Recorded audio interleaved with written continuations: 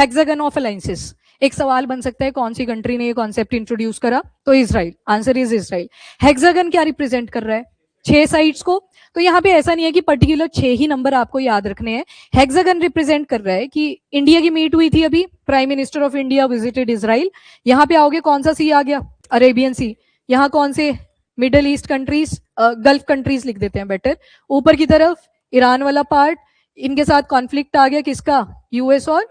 Israel, ठीक है, और यहाँ पे कौन सी कंट्री आ गई, इजराइल, ऊपर की तरफ लेबनान, यहाँ पे सीरिया, यहाँ पे जॉर्डन, यहाँ पे इजिप्ट, ठीक है, और नीचे की तरफ कौन सा आ जाएगा, अफ्रीकन यूनियन। अब ये इजराइल बोला कि कॉन्फ्लिक्ट किसके साथ चल रहा है, ईरान के साथ, ईरान ने जितने भी यूएस के अलाइज थे, अब बताना मुझे कशर पोर्ट कहाँ पे है,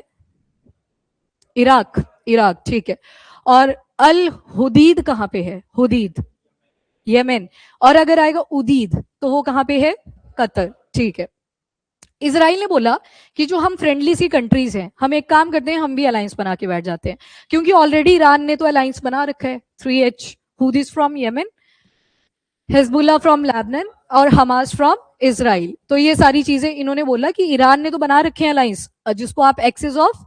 रेजिस्टेंस बोलते हो, राइट, एक्सिस ऑफ रेजिस्टेंस, तो ये जो 3H है इन्होंने बना रखे हैं, वैसे जैसा हम भी कुछ बना लेते हैं, इवन जो इराक के आपने शबाब करके कुछ पढ़ा था उनके भी इन्होंने मेंशन करे, तो वैसा ही ग्रुप हम भी बना लेते हैं, ये इजराइल ने स्टेटमेंट दी, तो इसको रीड कर लो, थोड़ा सा छोटा सा टॉपिक है, हेक्सागन ऑफ अलायंसेस, तो इन्होंने एक प्रपोजल स्ट्रेटेजिक फ्रेमवर्क रखा और ये इजराइल ने अनाउंस करा है, और इसमें क्या बोला कि 6 साइड का नेटवर्क बना लेते हैं, जहां पे लाइक माइंडेड सी कंट्रीज आएंगी जो एक दूसरे को सपोर्ट कर सकती हैं, और जैसे ईरान ने बना रखा है, डायरेक्टली ईरान को नहीं बोला गया है कि ये हमारे अगेंस्ट आ रहा है, बस ये बोल दिया कि हमारे पास भी अलायंस होने चाहिए अपने रीजन के अंदर, और कौन कौन से एरियाज, तो इंडो पैसिफिक आ गया, ईस्टर्न मेडिटेरेनियन आ गया, गल्फ आ गया, देन अफ्रीका आ गई।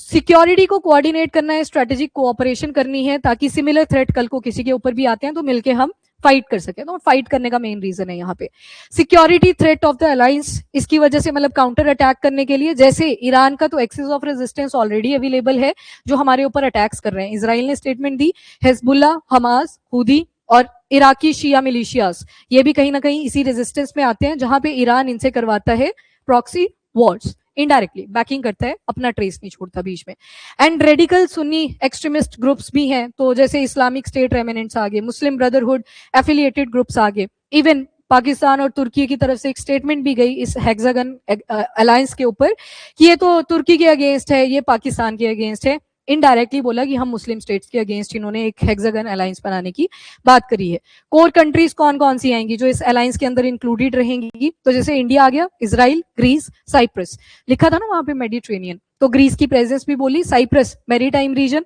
अब जब साइप्रस को इंक्लूड करा तो आपको याद होगा तुर्की वाला कॉन्फ्लिक्ट देखा था, जो साइप्रस का नॉर्थ वाला पार्ट है, तुर्की क्लेम करता है it is a part of तुर्की, साइप्रस का जो नॉर्थ वाला पार्ट है, तो इनको बोल दिया ये कोर कंट्रीज रहेंगी, जो ये हेक्सागन अलायंस बनेगा उसमें ये कोर कंट्रीज आएंगी, तो तुर्की ने पहले तो डिनाई करा इसी स्टेटमेंट को, एंड देन एडिशनल जो कंट्रीज शायद ऐड हो सकती हैं, दैट इज यूएई, और दूसरा आ जाएगा इथोपिया, इथोपिया आ गया फ्रॉम अफ्रीकन यूनियन, तो एक कंट्री वहां से इंक्लूड कर ली गई, बाकी टोटल अगर देखें तो अफ्रीकन कंट्रीज आएंगी, अरब कंट्रीज आएंगी और साथ में एशियन स्टेट्स भी आ जाएंगी, ठीक है, तो इन एरियाज में बोला कि हम एक हेक्सागनल अलायंस बना सकते हैं, और कौन कौन से एरियाज रहेंगे कोऑपरेशन के, तो जब भी फाइट होती है intelligence plays very important role, तो intelligence sharing, defence collaboration, technological partnership and diplomatic corporation और रीजनल सिक्योरिटी कोऑपरेशन, रीजन को प्रोटेक्ट करना, डिफेंस आ गया, इंटेलिजेंस की शेयरिंग होती रहे, क्योंकि ज्योग्राफी सबसे टफ होती है, तभी तो याद भी नहीं होती कि कौन कौन सी लोकेशन याद करनी है, तो वो सारा इंपॉर्टेंट जो चीजें हैं उसमें कोऑपरेट करना है, और इवोल्यूशन हो रहा है आज के टाइम पे पार्टनरशिप्स का, पहले एक टाइम पे आप I2U2 के बारे में ज्यादा सुनते थे, जिसमें इंडिया है, इजराइल है,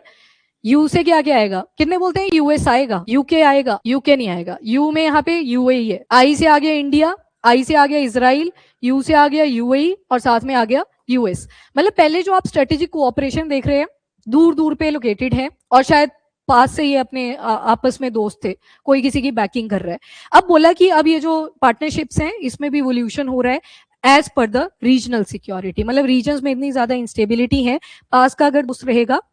तो ज्यादा हेल्प मिलेगी। अब्राहम एकॉर्ड करवाए थे, यूएस ने हेल्प करा था कि इसराइल के जो रिलेशन गल्फ कंट्रीज के साथ डिस्टर्ब हुए थे, अरब कंट्रीज के साथ डिस्टर्ब हुए थे, उनको दोबारा से बैलेंस आउट करा जा सके। और इसके अलावा कोऑपरेटिव स्टेट्स जो भी इंडो पैसिफिक से लेके मेडिटेरेनियन में लाई कर रही हैं, उनको हेल्प आउट करना। जियोपॉलिटिकल रिएक्शन और कंसर्न क्या क्या निकल के आते हैं, तो काउंटर वेट करेगा एक्सट्रीमिज्म को, ये वाली फीलिंग। अच्छा मुझे बताना है इंडिया ने क्या इनिशिएटिव लिया है, अभी अभी एक प्रोजेक्ट चलाया है जिसके अंडर अगर कोई आइडियोलॉजी बड़ी ज्यादा एक्सट्रीम लेवल पे चलती है